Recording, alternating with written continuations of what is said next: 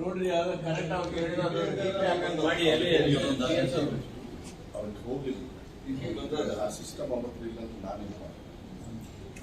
ನಮಗೆಲ್ಲ ಬಂದಿರುತ್ತೆ, ನಾವೆಲ್ಲರೂ ನಮಗೆಲ್ಲ ನಮ್ಗೆ 6 ಜಿಲ್ಲೆ ಎಲ್ಲಿ ಟೂರ್ ಮಾಡಿದ್ರು ಸಾಹೇಬ್ರೆ, ನಾವು ಪತ್ರಗಳು ಬರೀತಾ ಇದ್ದೀವಿ ಕುಂದುಕೊರತೆಗಳದ್ದು, ಆ ಕಡೆಯಿಂದ ರಿಪ್ಲೈಗಳು ಬರ್ತಾ ಇಲ್ಲ.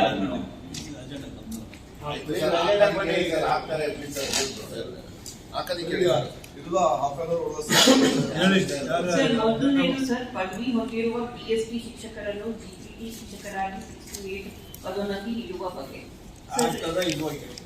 ಸರ್, ಇದ್ರ ಬಗ್ಗೆ ಸರ್ ಕಳೆದ ಸತಿ ಏನಾಯ್ತು ಅದ್ರ ಆಧಾರದ ಮೇಲೆ ಒಂದು ಕಮಿಟಿ ಕಮಿಷನರ್ ಅಧ್ಯಕ್ಷತೆಯಲ್ಲಿ ಕ್ರಿಯೇಟ್ ಮಾಡಲಾಯ್ತು. ಅದಾಗಿದ್ಮೇಲೆ ಅವರು ಲಾ ಡಿಪಾರ್ಟ್ಮೆಂಟ್, ಫೈನಾನ್ಸ್ ಮತ್ತೆ DPA ಅಲ್ಲಿ ಏನು ಬೇಡಿಕೆ ಇತ್ತು, ಬೇಡಿಕೆ ಆಧಾರದ ಮೇಲೆ ಏನ್ ಮಾಡಬಹುದು ಅಂತ ವಿಸ್ತೃತವಾಗಿ ಅವ್ರ ಒಪಿನಿಯನ್ ಹೇಳ್ಬಿಟ್ಟು ಪತ್ರಗಳೆಲ್ಲ ಬರ್ತಿದ್ರು. ಅವರಿಂದ 3 ಇಲಾಖೆಗಳಿಂದನೂ ಯಾವುದೇ ರಿಪ್ಲೈ ಬಂದಿರಲಿಲ್ಲ. ಸೊ ನಾವೇ PSP ಅಸೋಸಿಯೇಷನ್ ಅವ್ರಿಗೆ ಕರೆದು ಮತ್ತೆ ಅವ್ರಿಗೆ ಚರ್ಚೆ ಮಾಡಿ ಕಮಿಷನರ್, ಆಮೇಲೆ ನಾನು, ಆಮೇಲೆ ಕಮಿಷನರೇಟ್ ಇತರ ಅಧಿಕಾರಿಗಳು ಅವರಲ್ಲಿ ಬೇಸಿಕ್ಲಿ ಸರ್ 2 ವಿಸ್ತೃತವಾದ ಡಿಮಾಂಡ್ಸ್ ಏನಿತ್ತು ಅದನ್ನ ಅವರು ಉಲ್ಲೇಖ ಮಾಡಿದ್ರು. ಒಂದು, ಅವರಲ್ಲಿ ಯಾರು ಅವಾಗ at the time of entry into service ಯಾರಿಗೆ ಗ್ರಾಜುಯೇಷನ್ ಇತ್ತು, ಆ ಗ್ರಾಜುಯೇಷನ್ ಇದ್ದವರಿಗೆ ಅವರು ದೇ ವಾಂಟೆಡ್ ಪ್ಯಾರಿಟಿ ಕನ್ಸಿಡರೇಷನ್ ಮಾಡಬೇಕು, GPTಗೆ ಸರಿ ಸಮಾನವಾಗಿ ಅವ್ರಿಗೆ ಅವಕಾಶ ಮಾಡಿ ಅಲ್ಲಿ ಅವ್ರಿಗೆ GPT ಕಾರ್ಡರ್ ಆಗಿ ಕನ್ಸಿಡರ್ ಮಾಡೋದಕ್ಕೆ ಒಂದು ಬೇಡಿಕೆ ಇಟ್ರು.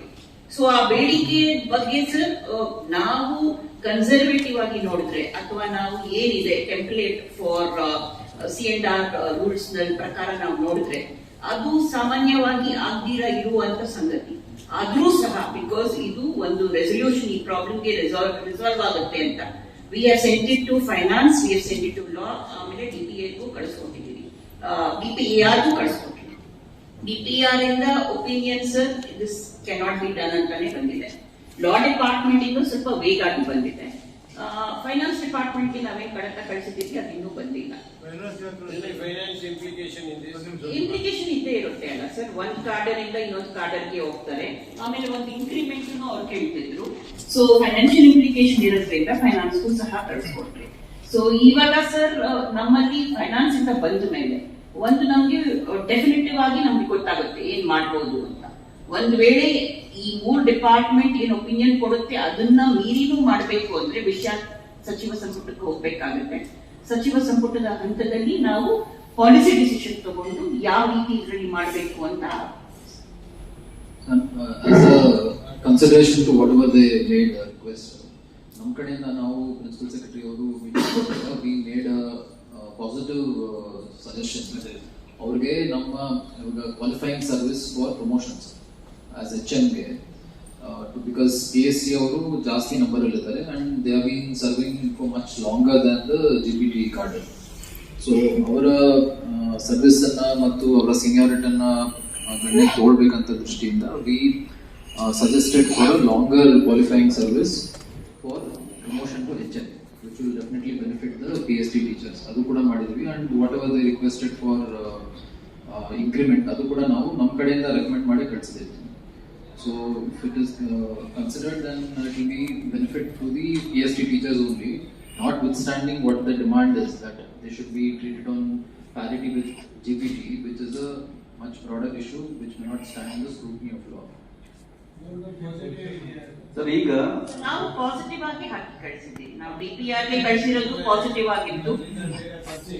ಇಲ್ಲ ಸರ್ ಏನಾಗಿದೆ ಬ್ರದರ್, ಈಗ ಮಾತಾಡ್ತೀರಾ ಮೇಡಮ್? ಸರ್ ಸಚಿವರೇ, ಈಗ ನಿಮ್ಗೆಲ್ಲ ಸಚಿವರು ತುಂಬಾ ಗೊತ್ತಿದೆ ಮಾಡಬೇಕು ಅಂತ ಸಚಿವರು ಹೇಳಿದ್ದಾರೆ. ಆಮೇಲೆ CM ಅಧಿವೇಶನದಲ್ಲೇ ಸಚಿವರು ಒಂದು ಮೀಟಿಂಗ್ ಮಾಡಿಸಿದ್ರು. ನೀವು ಲಾಸ್ಟ್ ಹೇಳಿ ನಾನು ಹೇಳೋದೇನು ಅಂತಂದ್ರೆ ಸಚಿವರೇ ಮುಖ್ಯಮಂತ್ರಿಗಳ ಮೀಟಿಂಗ್ ಮಾಡಿಸಿದ್ರು. ಮೀಟಿಂಗ್ ಮಾಡಿ ಇದನ್ನ ಸಾರ್ಟ್ ಔಟ್ ಮಾಡಬೇಕು, ಇದನ್ನ ಮಾಡಬೇಕು ಅಂತ ಹೇಳಿ CM ಅಧ್ಯಕ್ಷರಲ್ಲಿ ಒಂದು ಮೀಟಿಂಗ್ ಆಗಿ ಆದ್ಮೇಲೆ ಇದೆಲ್ಲ ಕಮಿಟಿ ಆಗಿರೋದು ಬೇಡ ಆಗಿರೋದು. ದಯಮಾಡಿ ಅವರೆಲ್ಲರೂ ಏನ್ ಮಾಡ್ತಿದ್ದಾರೆ ಅಂದ್ರೆ ಈ ಮುಂದಿನ 5ನೇ ತಾರೀಕು ನಾವು ಶಿಕ್ಷಕರ ದಿನಾಚರಣೆ ಸ್ವಾತಂತ್ರ್ಯ ಉದ್ಯಾನದಲ್ಲಿ ಮಾಡ್ತೀವಿ ಅಂತ ಹೇಳಿ ತೀರ್ಮಾನ ತಗೊಂಡಿದ್ದಾರೆ ಸಂಘದವರೆಲ್ಲರೂ. ಈ ತರದ್ದು ಆಗೋದ್ ಬೇಡ. ಯಾಕಂದ್ರೆ ನಾವು CM ಅನೌನ್ಸ್ ಮಾಡ್ರು ವರ್ಷದಲ್ಲಿ ಶಿಕ್ಷಕ ದಿನಾಚರಣೆ ದಿನ ಸಚಿವರು ಇದ್ರು ಕೇಳಿಬೇಕಾರೆ ನಮ್ಮ ಸಚಿವ ಪಾಪ ಇನಿಷಿಯೇಟ್ ತಗೊಂಡು ಒಂದು ಮೀಟಿಂಗ್ ಎಲ್ಲ ಮಾಡಿದ್ದಾರೆ. ದಯವಿಟ್ಟು ಅತ್ಯಂತ ಶೀಘ್ರವಾಗಿ ಮುತುವರ್ಜಿ ವಹಿಸಿ